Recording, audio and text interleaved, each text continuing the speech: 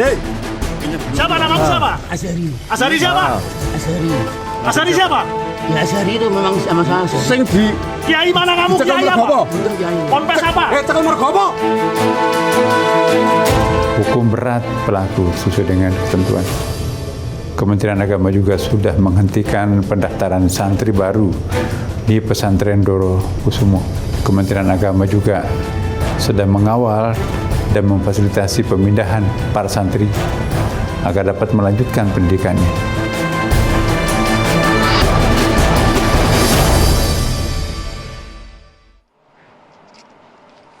Assalamualaikum warahmatullahi wabarakatuh. Selamat malam pemirsa. Anda kembali menyaksikan program One on One bersama saya Vena Kintan.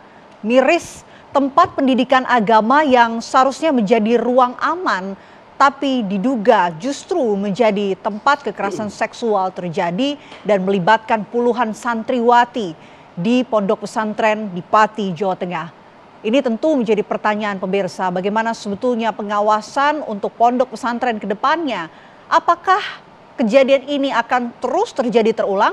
Malam hari ini kami menghadirkan Wakil Ketua Umum Majelis Ulama Indonesia, Buya Anwar Abbas. Buya, apa kabar? Assalamualaikum warahmatullahi wabarakatuh. Waalaikumsalam warahmatullahi wabarakatuh. Baik. Sehat ya Buya? Alhamdulillah Mbak Vena. Oke, saya ingin marah begitu untuk memulai diskusi kali ini dengan betul. berita yang sudah kita dengar beberapa hari belakangan tentang apa yang terjadi di pondok pesantren di Pati, Jawa Tengah.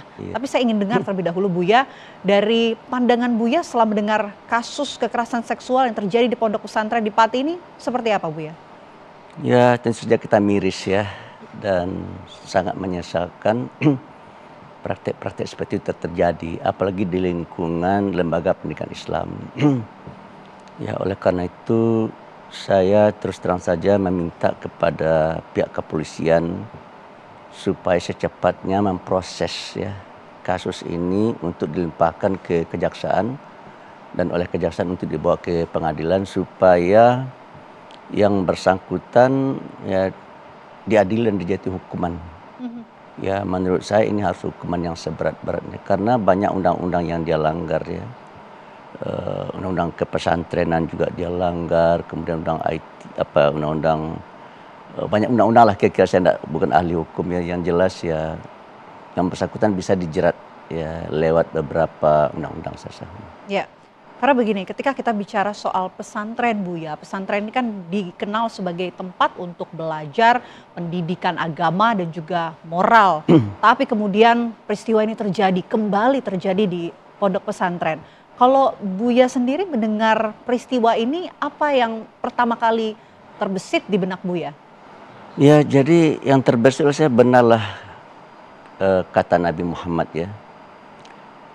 Nabi Muhammad bilang begini, barang siapa yang berzina, maka ketika dia berzina, maka iman telah terbang dari dalam dirinya.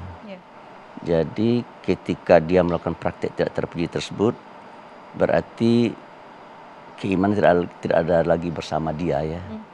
Oleh karena itu Imam Syafi'i pernah menyatakan jadidu imanakum ya, perbarulah iman kamu, keimanan kamu. Oleh karena itu menurut saya supaya peristiwa-peristiwa semacam ini tidak terjadi, maka ada rambu-rambu yang harus kita buat dan kita perhatikan ya. Atau dalam bahasa yang agak lebih harus ada kode etik ya. Salah satu kode etik yang mungkin barangkali sangat penting ya, yaitu didasarkan kepada sebuah hadis ya. Tidak boleh laki-laki dan perempuan berkhalwat, berdua-duaan di tempat yang sepi ya. Oleh karena itu kalau seandainya akan ada pertemuan, maka dalam riwayat Bukhari Muslim itu dinyatakan supaya sang perempuan didampingi oleh mahramnya. Kalau di sekolah mungkin barangkali oleh guru yang lain atau oleh teman sekelas dia gitu ya.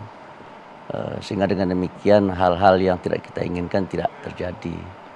Dan dalam satu hadis lagi diriwayatkan oleh Imam Tirmizi dikatakan bahwa kalau ada orang yang berdua-duaan maka itu ada pihak ketiga dan di pihak ketiga adalah setan, kata Imam Tirmizi dalam hadis itu. Karena kalau kita bicara soal kode etik Bu ya, kode etik itu kan memang sebetulnya sudah dijalankan gitu. Bahkan pemerintah dalam hal ini Kementerian Agama juga sudah mengawasi dan menyampaikan berkali-kali kepada pondok pesantren mengenai hal ini. Tapi lagi-lagi kembali terjadi kasus kekerasan seksual. Ini mungkin terjadi karena pelaku ini adalah seseorang yang memiliki relasi kuasa di lingkungan pondok pesantren Bu ya. Atau sebetulnya harusnya bagaimana agar kemudian para korban ini tidak takut menyampaikan apa yang terjadi begitu? Ya sebenarnya kalau nafsu sudah mengemuka ya, apa saja dia akan terabas gitu. Meskipun dia tidak pimpinan ya, meskipun dia hanya orang biasa, seperti terjadi di beberapa tempat, tidak usah saya sebutkan namanya. Bagaimana seorang anak gadis diperkosa ya, kemudian malah dibunuh. Timbul pertanyaan mengapa itu terjadi ya, karena nafsu yang sudah tidak terkendali. Oleh karena itu kata Nabi Muhammad ya, perang yang paling besar itu bukanlah perang yang beliau hadapi di perang Badar dan di perang Uhud, tapi adalah perang melawan hawa nafsu. Oleh karena itu bagaimana caranya kita supaya bisa mengendalikan hawa nafsu kita.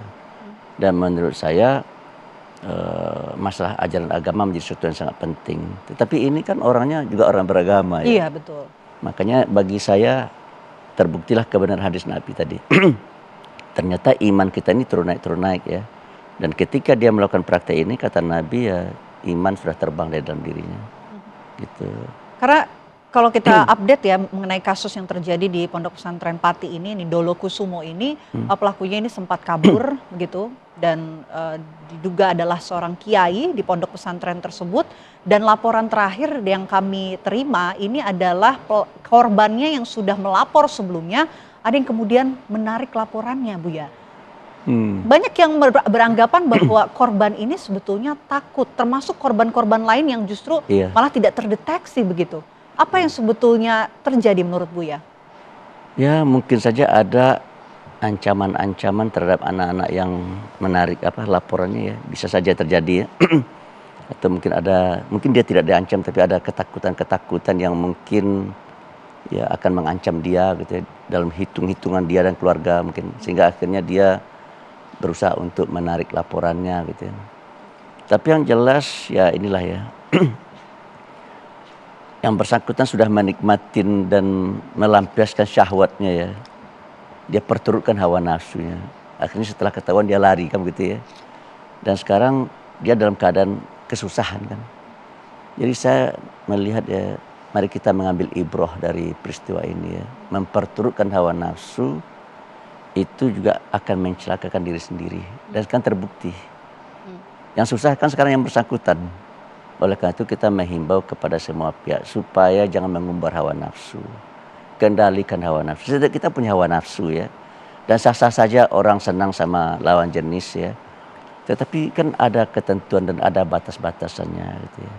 Nah, ketentuan dan batasnya ini yang harus kita patuhi.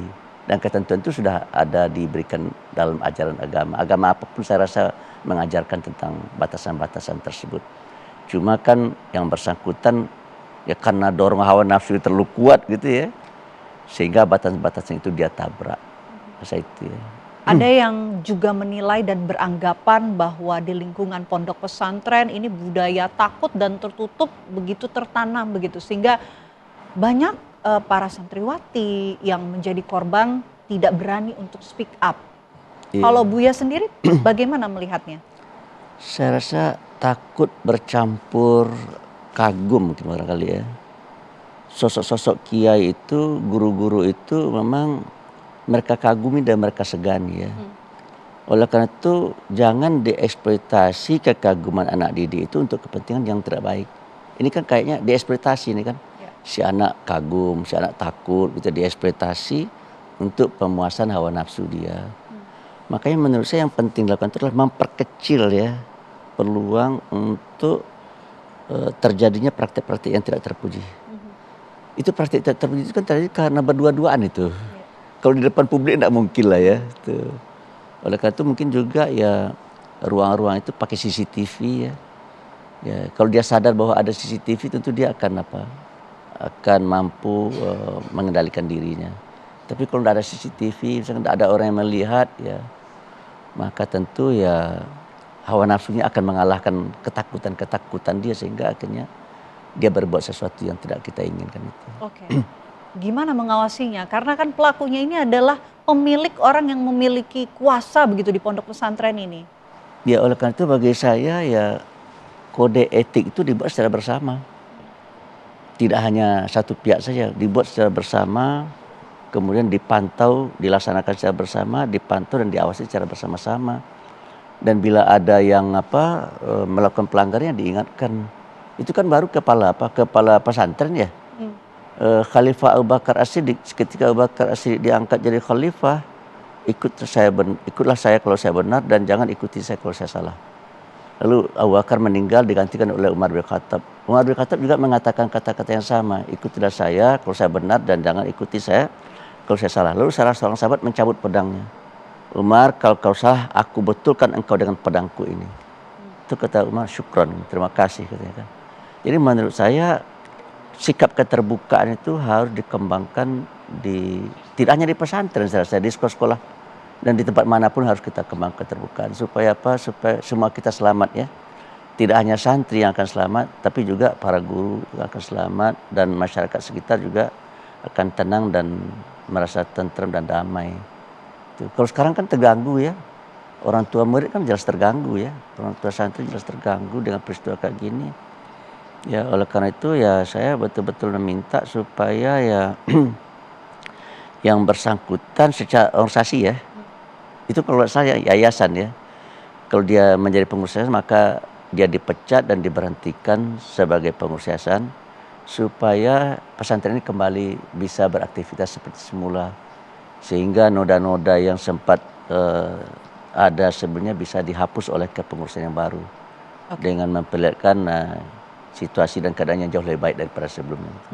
Oh, jadi hukuman yang menurut Buya ini pantas adalah diberikan hukuman semaksimal mungkin untuk pelaku, namun kemudian pondok pesantren harus tetap ini maaf nih Mbak Fena ya, kalau berdasarkan syariat ya, ini orang harus dirajam ini, dilempari dengan batu sampai mati ini. Karena kan dikarenakan dia kan sudah punya istri kan ya. Dia sudah bisa menyalurkan hasratnya secara halal lewat istri, tapi mengapa kok dia tempuh juga cara haram gitu kan ya. Jadi ini orang sudah tidak menghormati Tuhan ini sebenarnya kan. Jadi kalau ada orang yang masih sudah punya istri lalu masih melakukan hal yang serupa, ya kalau dalam ajaran agama ya dirajam sampai mati itu. Karena dia sudah punya istri. Tapi kan di negara kita kan tidak ada praktek rajam ya. Tapi ya ada undang-undang yang mengaturnya ya. Kalau nggak salah saya hukumannya ini antara sekitar 15 sampai 20 tahun ya. Tapi kan kalau ada lagi tindak-tindakan yang lain yang dilakukan, membohongi anak, mengibuli anak ya, kan bisa dijerat juga dengan pasal-pasal yang lain sehingga nanti hukumannya berlipat-lipat ya. Dia menzinai anak didik ada hukumannya, merayu dan apakan anak juga ada hukumannya kan gitu ya. Melakukan praktek yang tidak senonoh, pornografi dan porno asli itu kan juga ada undang-undangnya kan. Jadi bisa dijerat lewat beberapa undang-undang ya, sehingga yang bersangkutan bisa dijatuhi hukuman yang seberat-beratnya dan bisa menjadi menjadi pelajaran ya, sehingga kita harapkan bisa menimbulkan efek jera ya. Menurut saya mengapa orang tidak takut melakukan sesuatu, karena kalau dia lakukan sesuatu itu dia udah bisa membayangkan hukumannya tidak terlalu berat gitu ya. Saya baru baca tadi ternyata di 2 orang jenderal di Cina dijatuhi hukuman mati karena korupsi gitu ya. Ya kan takut orang. Di negara kita kan belum pernah pemberlakuan hukuman mati terhadap praktek korupsi gitu ya. Rajam untuk yang kan tidak ada ya. Betul tidak ada. Tapi menurut saya ya untuk kepentingan ya jatuhlah dia hukuman dengan hukuman yang seberat-beratnya dan dipublish ya supaya yang lain tahu. Dan juga saya mengharapkan juga supaya ini kan di bawah Kementerian Agama nih Mbak Fania. Ya. Dan saya rasa tidak hanya Kementerian Agama kita harapkan, Kementerian Pendidikan juga kita harapkan dan kita himbau supaya meningkatkan kewaspadaannya. Jangan sampai hal-hal yang seperti ini terjadi dan terulang lagi. Oke. Karena begini, kasus kekerasan seksual ini bukan kali pertama, ini juga sudah beberapa kali terjadi sebelumnya di beberapa wilayah di Indonesia. Iya. Kenapa kemudian kasus kekerasan seksual ini terus-menerus berulang terjadi? Apakah karena memang hukumannya ini masih kurang diberikan kepada para pelaku? Kita akan dalami usai jeda ya Bu Yaya. Iya, oke, Kami ya. jeda terlebih dahulu. Program One on One akan kembali untuk Anda pemirsa sesaat lagi.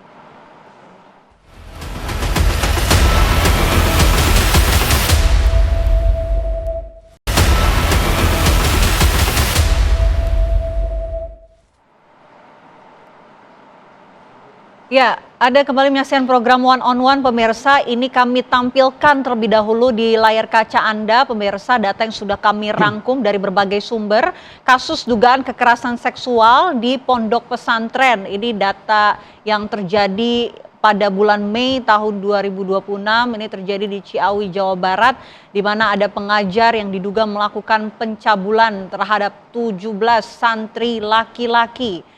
Selanjutnya kasus dugaan kekerasan seksual lainnya terjadi di tahun 2025 pada bulan Juni di Sumeneb, Jawa Timur, di mana ada sebanyak 13 perempuan mengaku mengalami kekerasan seksual yang diduga dilakukan oleh pemilik sekaligus pengurus salah satu pondok pesantren. Berikutnya pada Agustus 2024, pemirsa di Agam, Sumatera Barat, ini ada guru yang diduga melakukan pencabulan terhadap 43 santri laki-laki. Dan di tahun 2021 pada bulan Desember di Cibiru, Bandung, Jawa Barat juga ada sebanyak 13 santri yang diperkosa oleh gurunya. Satu korban sudah melahirkan 2 bayi. Iya. Ya, Buya, kalau kita lihat data yang sudah kita saksikan bersama ya, ini data kasus kekerasan seksualnya begitu banyak beberapa tahun terakhir terjadi. Kalau menurut Buya, apa masalahnya? Sangat memprihatinkan karena menurut saya ya, apa namanya ini terlalu bebas pemakaian ini. Penggunaan gadget. Dunia digital apa? Oke. Ya ini terlalu bebas ya. Oleh karena itu di negara-negara lain itu anak-anak itu atau pemakaian apa ini dikendalikan ya. So sekarang orang siapapun bisa mengakses itu, hal-hal yang bersifat tidak terpuji kan bisa didapatkan di situ. Oleh karena itu menurut saya ya sejak ada ini YouTube ini banyak terjadi peristiwa-peristiwa yang tidak kita inginkan terjadi. Jadi yang perlu kemudian untuk dibatasi penggunaannya itu adalah santrinya kah atau justru Semua gurunya, pihak pemilik semua ponpes? pihak terasa Semua ya, pihak. santri dibatasi kemudian juga guru, masyarakat ya. Saya mintalah kepada pemerintah ya supaya supaya bersikap tegas lah terhadap konten-konten yang tidak mendidik nih. Terhadap konten-konten yang menurut saya melanggar agama dan budaya. Sekarang banyak sekali konten-konten ya perempuan-perempuan yang berpakaian menurut saya tidak senonoh ya. Jadi oleh karena itu saya melalui TV One ini saya menghimbau pemerintah ya, kalau kita ingin warga bangsa ini menjadi warga bangsa yang baik ya, maka undang-undang tentang porno aksi dan pornografi itu ditegakkan. Jangan sampai orang dengan mudah saja ya melakukan pornografi dan porno aksi, apalagi menyebarkannya. Ini kan melalui ini kan mereka sebarkan, mereka produksi, mereka sebarkan gitu ya. Menurut saya ini suatu hal yang sangat memprihatinkan ya. Sehingga akhirnya ya mungkin saja kasus ini tidak ada bukan pemaksaan ya.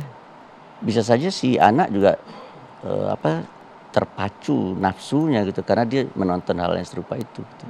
Apakah kemudian tidak perlu dilakukan peningkatan pembinaan terhadap lembaga pendidikan agama di Indonesia? Ya, saya rasa itu sudah dilakukan ya. Anak-anak itu pasti sudah mendapatkan itu. Guru-guru itu yang melakukan praktek ini pasti sudah tahu itu ya. Pasti sudah tahu bahwa yang namanya berzina itu adalah sebuah perbuatan yang terkutuk. Sudah tahu. Tapi mengapa tetap dia lakukan? Ya karena dorong hawa nafsu dia. Timbul lagi pertanyaan, mengapa dorong hawa nafsunya sangat begitu kuat? Mungkin saja habis nonton hal-hal yang tidak baik ya. Oleh karena itu menurut saya ya berbagai sebab yang mungkin akan menyebabkan terjadi sesuatu yang tidak kita inginkan harus diputus. Itu salah satunya itu ya media, saya tidak tahu apa istilah yang tepat ya. Yang jelas banyak sekali konten-konten yang tidak mendidik. Banyak sekali konten-konten yang menurut saya bertentangan dengan nilai ajaran agama dan budaya kita. Banyak sekali perempuan-perempuan yang memperlihatkan auratnya, mengumbar auratnya ya. Siapa saja kalau melihat itu pastilah kalau dia laki-laki ya. Atau juga laki-laki mungkin barangkali mengumbar auratnya dan itu juga akan merangsang hawa nafsu dari pihak perempuan. Dan tadi kita lihat di layar ya, ternyata ada anak laki-laki yang diperkosa oleh, berarti kan oleh perempuan itu kan ya. Nah, jadi kesimpulan saya pelakunya bisa laki-laki bisa perempuan. Tuh, oleh karena itu ya ini harus dikaji betul lah ya secara baik dan jangan hanya sekedar dikaji.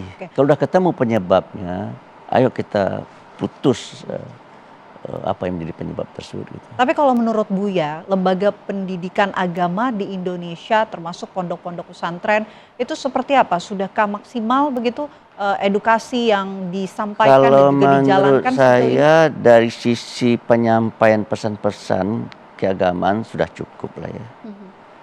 Cuma kan kadang-kadang begini ya, seperti saya katakan tadi tuh, dalam diri kita ini kan ada dorong hawa nafsu ya. Itu kita ingin berhubungan dengan lawan jenis ya.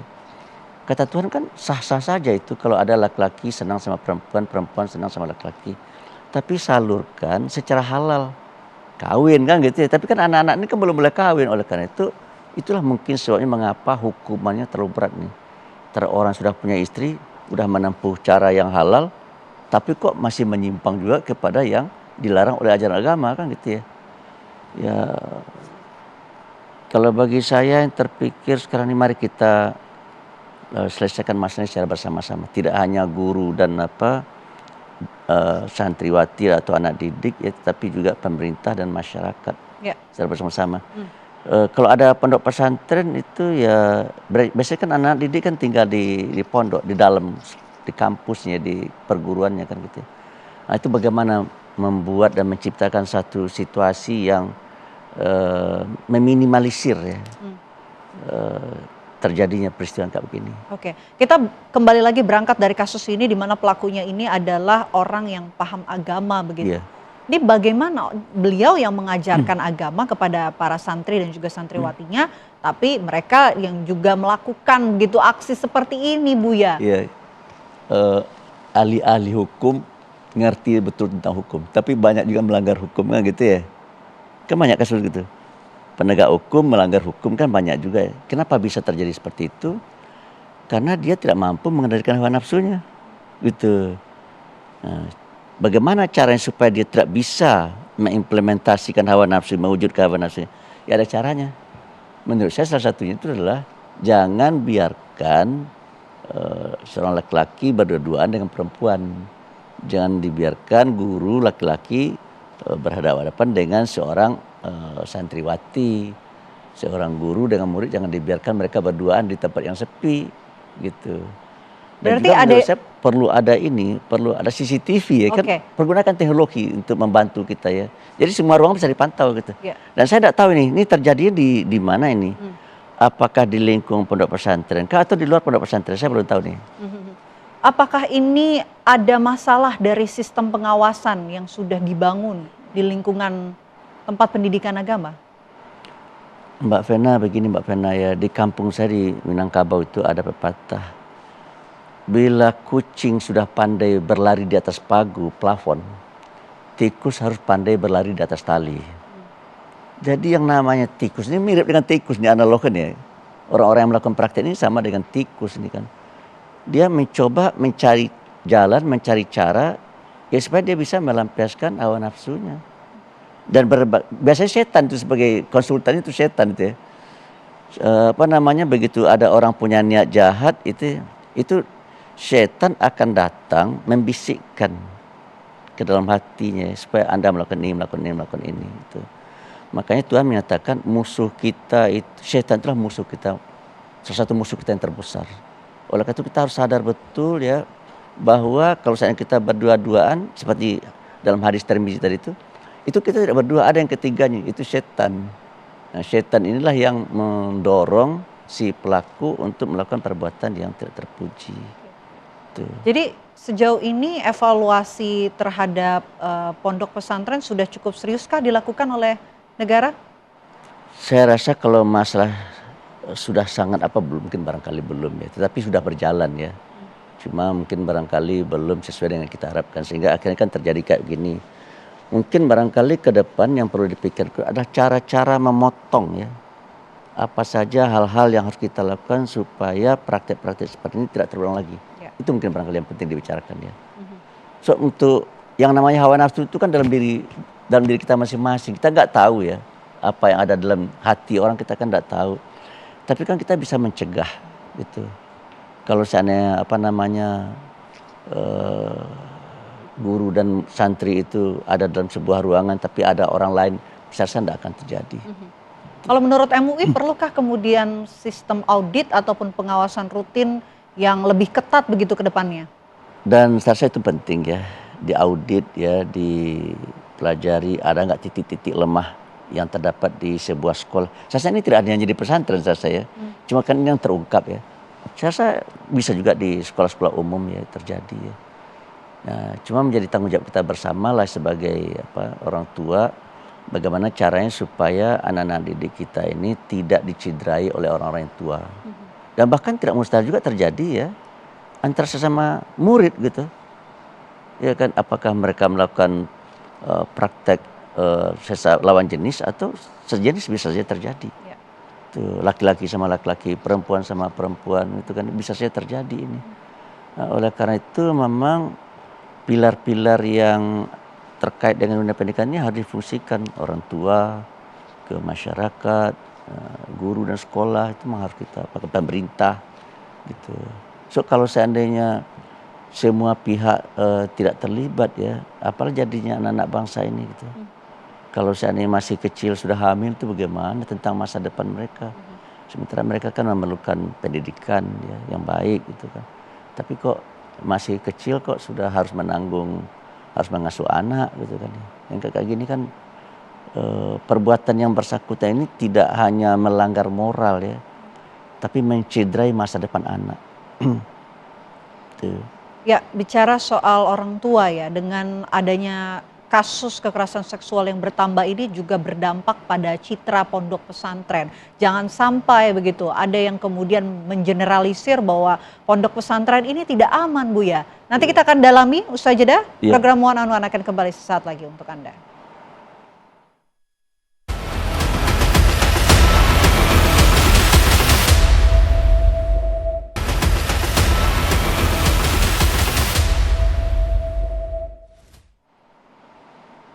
Anda kembali menyaksikan program One on One. Pemirsa, kita lanjutkan diskusi kita. Buya, ini kan kalau kita lihat dengan bertambahnya kasus kekerasan seksual yang baru-baru saja ini terjadi di Pati, Jawa Tengah, citranya ini begitu berdampak begitu pada pondok pesantren. Jangan sampai orang-orang tuh menganggap, mengeneralisir bahwa pondok pesantren ini tidak aman. Bagaimana menurut Buya? Ya, disitulah menurut saya arti dan peran kehadiran pihak kepolisian dan kejaksaan serta dunia pengadilan untuk memproses ini, karena dengan diselesaikannya kasus ini ya insya Allah secepat mungkin ya citra pondok pesantren terutama yang bersangkutan itu akan kembali pulih saya. Banyak juga orang tua yang khawatir untuk kemudian mempertimbangkan memasukkan anaknya ke pondok pesantren. Apa yang bisa Anda sampaikan? Kalau begitu bagus juga orang tua ditanya bagaimana caranya menurut mereka supaya anak-anaknya terlindung dan rasa kekhawatiran pada diri mereka tidak akan ada. Saya rasa penting itu kalau yang Mbak Vena bilang itu. Jadi dunia pendidikan mengundang saya orang tua. Cara-cara apa kira-kira menurut mereka yang dilakukan oleh pihak pesantren, oleh pihak sekolah supaya apa yang menjadi kekhawatiran mereka bisa hilang gitu. Itu. Dan saya rasa ya salah satu itu di antara itu ya saya rasa pakai apa itu? Pakai CCTV di antaranya ya. Yang kedua tidak boleh berdua-duaan, itu saya rasa. Tapi kalau ada lagi cara-cara lain, misalnya bagus untuk kita dengarkan juga ya.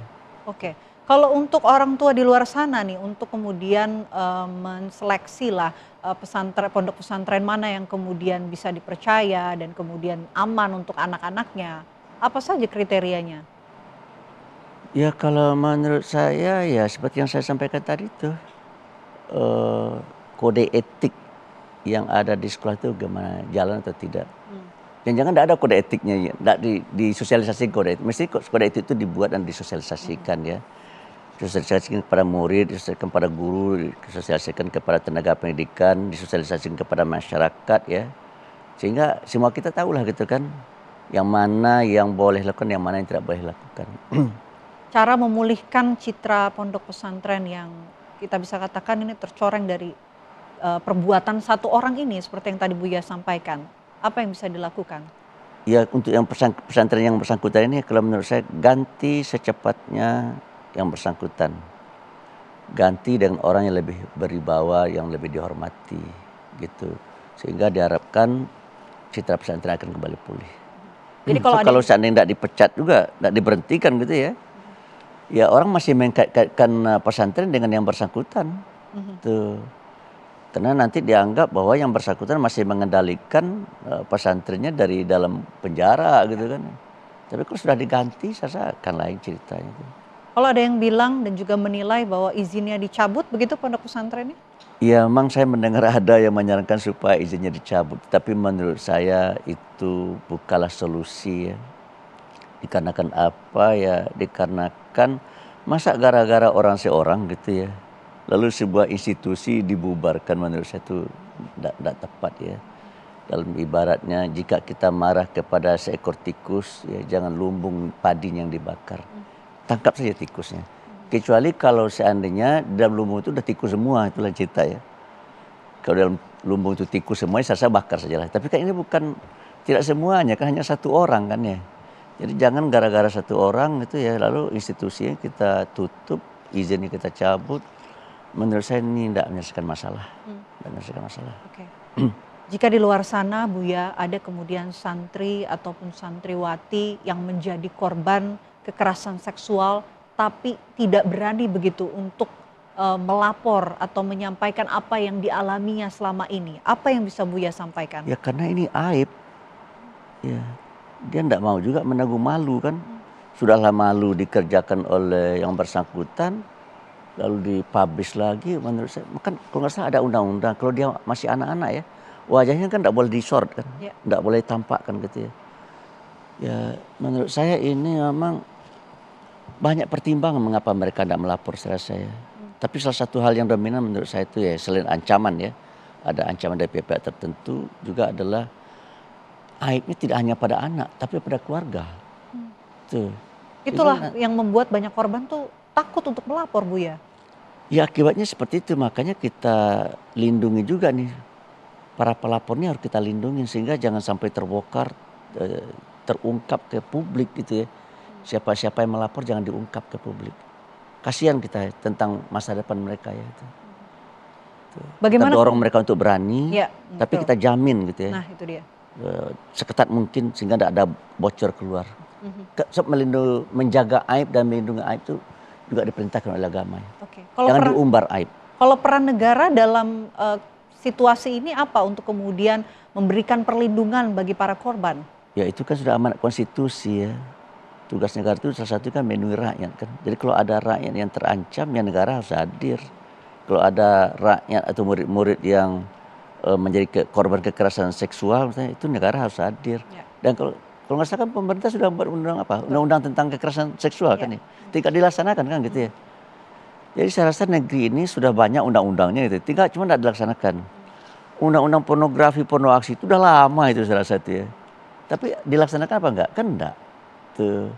Semestinya mereka-mereka yang mengumbar auratnya di depan publik itu ditangkap itu berdasarkan undang itu. Itu diproses itu tuh. Tapi kan enggak dibiar malahan ya ditampilkan di berbagai ranah publik itu kan bingung juga kita ya.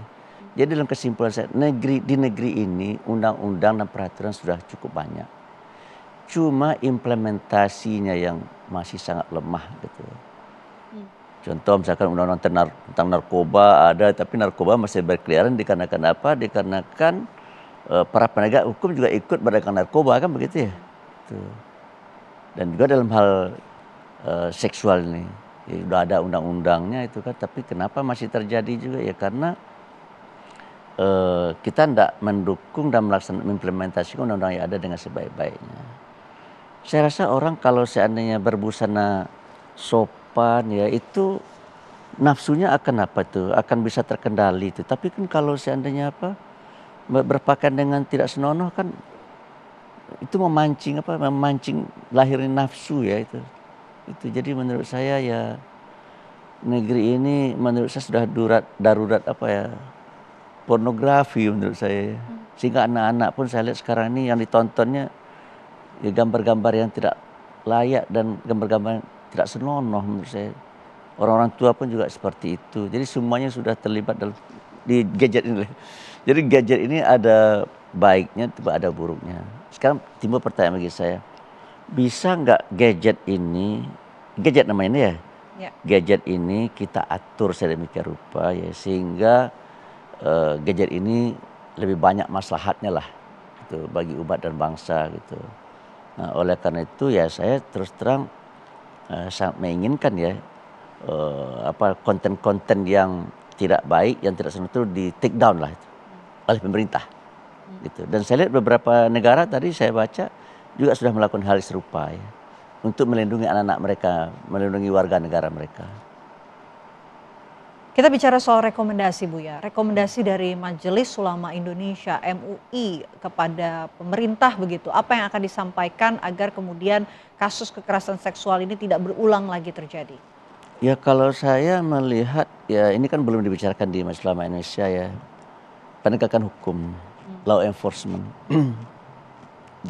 dalam hal-hal segala yang terkait dengan dengan kekerasan seksual itu harus karena undang-undang sudah ada.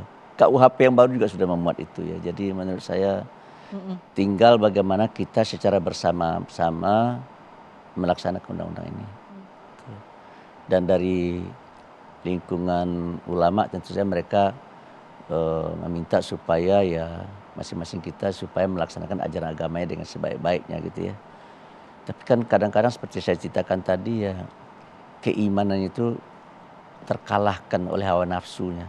Sehingga kata Nabi itu, barang siapa yang berzina, maka ketika berzina itu imannya terbang dari dirinya. Barang siapa yang mencuri, ketika mencuri itu iman terbang dalam dirinya. Barang siapa yang meminum minuman keras, ketika dia minum minuman keras itu iman terbang dalam dirinya. Ya, jadi memang masalahnya menurut saya ini masalah yang complicated dan tidak hanya bisa diurusin oleh Kementerian Agama dan MUI saja menurut saya. Ini persoalan kita bersama, gitu.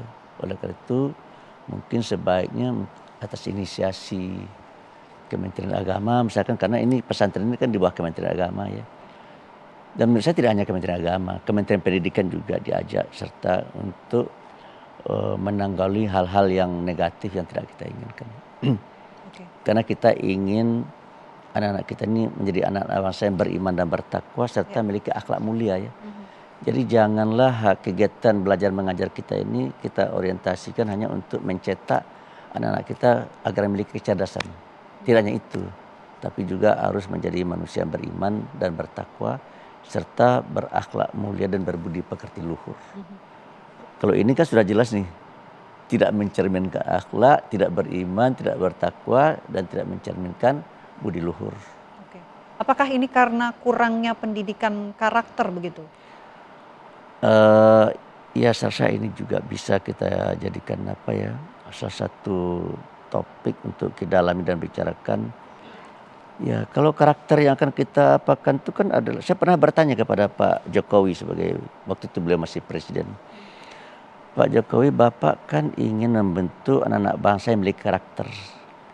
Karakter seperti apa yang Bapak inginkan? Apakah Bapak menginginkan anak-anak bangsa ini memiliki karakter yang Pancasilais? Kata beliau iya. Nah, kalau seandainya seperti itu Pak, maka kita harus berusaha untuk menjadikan anak-anak kita ini menjadi insan-insan Pancasilais.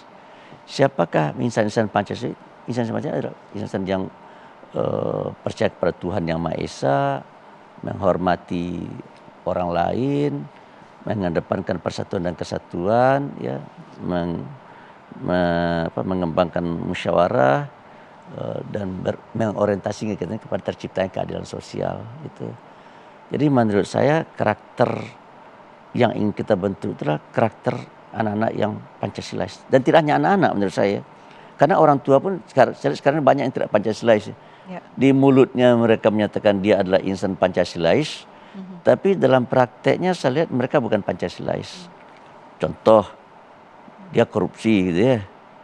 Nah, sementara tuh korupsi itu kan dilarang oleh agama kan gitu ya.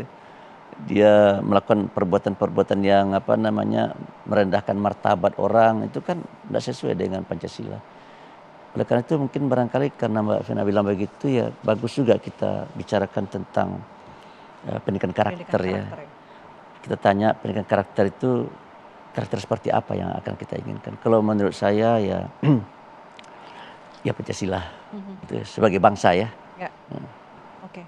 Kita juga ingin masuk lebih dalam, masih membahas soal pesantren Pak Buya, soal bagaimana kemudian kesejahteraan para pengajar khususnya di lingkungan pesantren sejauh ini. Nanti kita akan dalami usai jeda, program One on One akan kembali untuk Anda sesaat lagi.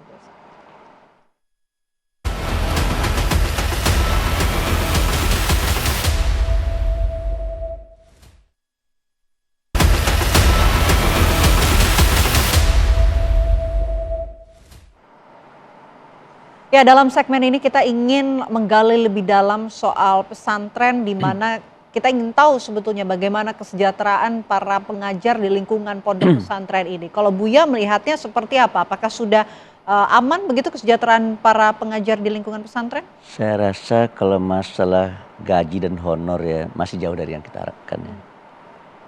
Kalau pesantren-pesantren milik pemerintah mungkin barangkali sudah cukup apa itu. Tapi umumnya sekolah-sekolah agama itu gaji dan honor gurunya masih jauh lah.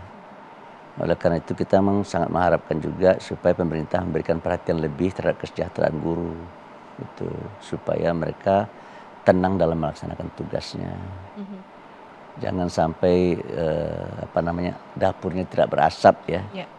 Kalau menurut saya ya masih banyak guru yang mendapatkan gaji dan honor masih jauh. Oke. Bahkan di daerah-daerah Bu ya, ini guru agama nggak dapat gaji gitu, hanya sukarela dibayar oleh murid-muridnya. Ya saya baru pulang dari satu daerah, itu gaji gurunya 300.000 sebulan. Sehingga mereka datang kepada saya bagaimana cara solusinya, lalu saya carikan solusi. Ya, saya carikan sumber dana untuk membantu. Tapi itu kan yang kayak begitu kan masih banyak itu. Ya jumlah sekolah kan sangat banyak ya. Kalau kalau mereka pegawai negeri mungkin saya rasa sudah apa lah, oke lah, sudah cukup, sudah madai lah ya. Tapi kalau mereka guru swasta masih banyak ya. Oke. Apakah persoalan finansial ini jadi salah satu faktor munculnya penyelewengan khususnya di lingkungan seperti di pondok pesantren, Bu ya? Ya bisa jadi ya. Anaknya misalkan bukan gurunya, tapi anaknya tidak punya uang. Dia pengen punya uang, lalu diimingi oleh gurunya, dikasih uang. Ya akhirnya dia menjual dirinya. Kemiskinan kan, faktor kemiskinan kan sering jadi penyebab mengapa orang berzina. Itu. Nah, oleh karena itu ya, kalau dalam kasus ini saya lihat bukan faktor keuangan ya, karena dia kepala ya, dia pimpinan di situ, dan saya rasa bukan masalah finansial ini. Itu mau masalah murni hawa nafsu saya rasa ya. Oke. Apa perlu kemudian pemerintah mengumpulkan begitu pemilik-pemilik yayasan pondok pesantren ini untuk kemudian menyelaraskan sistem pengawasan yang dilakukan pemerintah? Saya rasa itu penting dilakukan secara reguler ya. Karena adanya forum-forum itu bisa dijadikan ajang untuk mengevaluasi secara bersama-sama.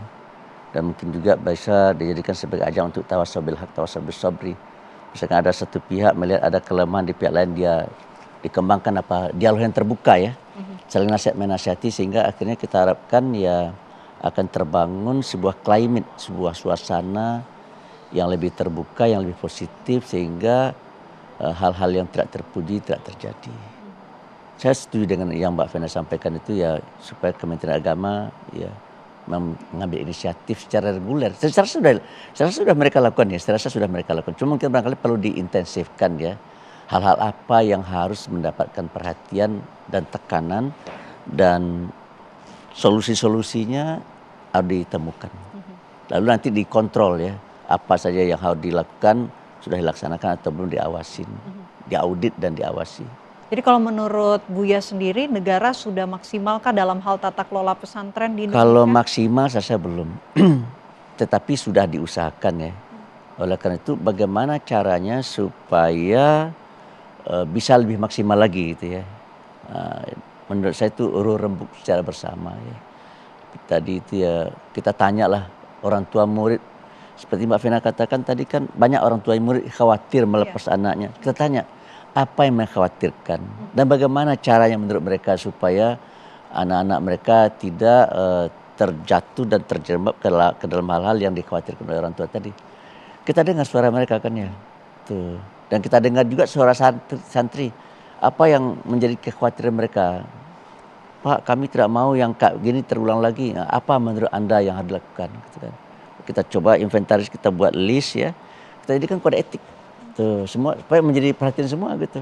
Sehingga nanti kode etik yang kita buat itu harus diperhatikan dan diawasi oleh murid, diawasi oleh guru, diawasi oleh orang tua, diawasi oleh masyarakat, diawasi oleh pemerintah. Ya, cuma saya yakin dan percaya sepintar apapun kita membuat gitu ya, kalau ada orang yang ingin mengumbar hawa nafsunya dia tetap mencari jalan. Dan biasanya setan itu akan menjadi penasihat utamanya itu untuk bagaimana dia bisa mengumbar hawa nafsu. Maka itu pendidikan karakter kembali lagi, itu penting. Sehingga akhirnya kembali kepada diri masing-masing. Ya.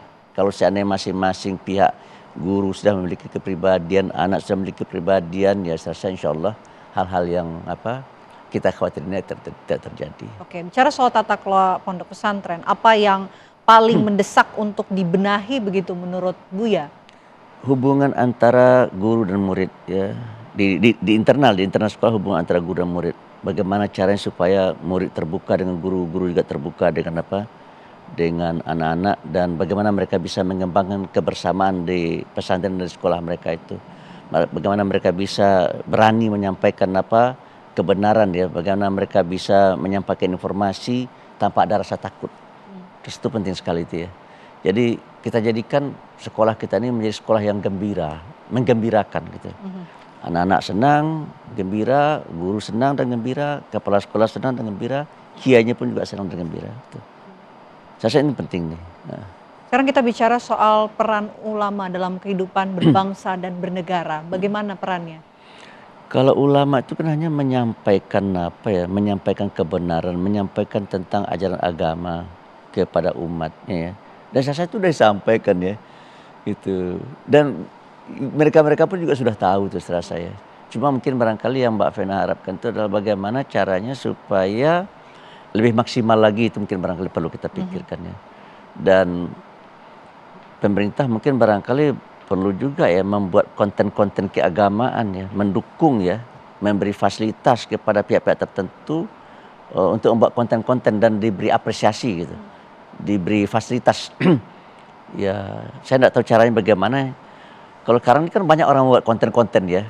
Bagaimana orang-orang yang membuat konten-konten keagamaan yang menyangkut kepribadian, morality itu diberi insentif. Insentif seperti apa saya juga belum tahu ya. Tapi yang jelas kalau seandainya mereka diberi insentif, mereka tentu tertarik untuk berkarya, dan hasil karya mereka itu dinikmatin oleh orang banyak, termasuk oleh anak didik, oleh guru, dan insya Allah kita harapkan juga ya itu akan punya dampak positif itu saya. Oke. Pesan Anda Buya bagi para pengasuh pondok pesantren agar kedepannya tidak terulang lagi begitu kasus-kasus seperti ini, apa pesan Anda? Ya kalau bagi saya pesannya jadidu imanakum, perbarui keimanan kita ya. Kita ini adalah makhluk Tuhan, punya kelebihan tapi juga punya kelemahan ya. Dan salah satu musuh kita yang terbesar adalah hawa nafsu ya. Kita harus sadar betul bahwa kita bisa akan diperosokkan oleh hawa nafsu kita. Dan terbukti tadi dia sudah menikmatin kesenangan ya dengan beberapa santrinya gitu. Sekarang dia lari kan gitu ya, ditangkap kan, dia diikat. Akhirnya dia sekarang menyesal saya. Jadi benarlah kata-kata orang arif negeri kita. Sesal dahulu pendapatan, sesal kemudian tidak berguna. Oleh karena itu kita sampaikan kepada kita semua ya, mari kita menyesal terlebih dahulu supaya tidak menyesal di kemudian hari. Saya rasa itu yang penting. Oke.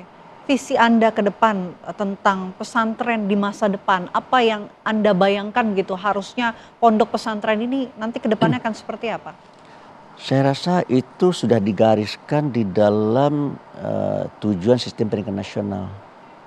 Kita ingin mencetak anak-anak yang beriman, bertakwa, berakhlak mulia, berbudi pekerti luhur, memiliki kecerdasan tinggi, tahu melakukan pemecahan masalah gitu ya.